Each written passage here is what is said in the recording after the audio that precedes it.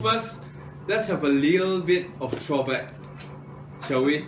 Back in the old days, when we all are still infants, our parents taught us a lot of things.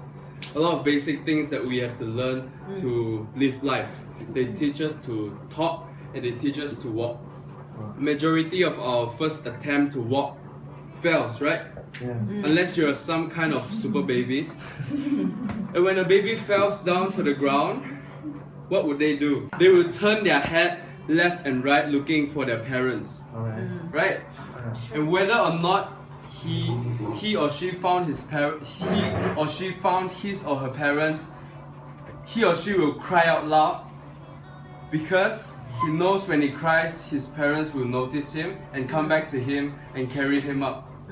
So my point is, even babies know how to surrender all things and know that they can't do it alone. They cried out loud in need of their parents. Okay. In life, sometimes we are too independent, all depending of ourselves. Agree? Alright, back into the passage, right? There's one verse it says that, but there was no water for the people to drink. The passage basically talk about people complaining to Moses that they want water, and Moses is helpless. He don't have water. He can't give any water, and so therefore the people contended with Moses and said, "Give us water that we may drink." In that moment, they, the children of Israelites, were in a situation where they are on their journey out from Egypt. Imagine this, knowing that this journey is a long journey, and knowing that it is without water, they complained they wanted water. Like, we want water, we want water, we want water.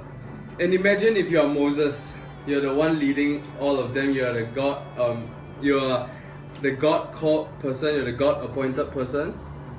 You're obeying God's word, you're leading them, doing your job and offering your very best, but having responses like this. They are grumbling, they are complaining, like you can give you can meet their help.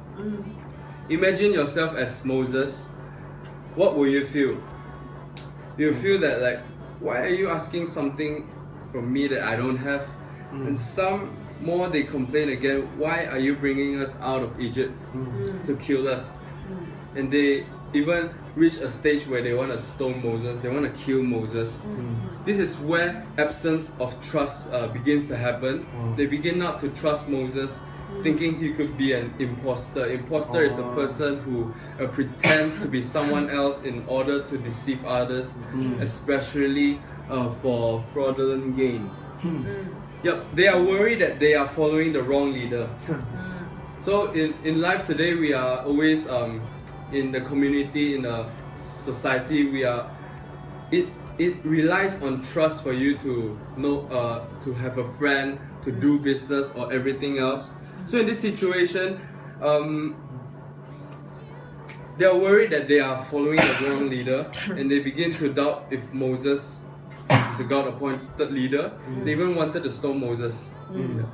And after that, Moses felt very helpless. As usual human being, we feel that way when we can't meet people's help. We feel helpless, discouraged and exhausted, facing all these complaints.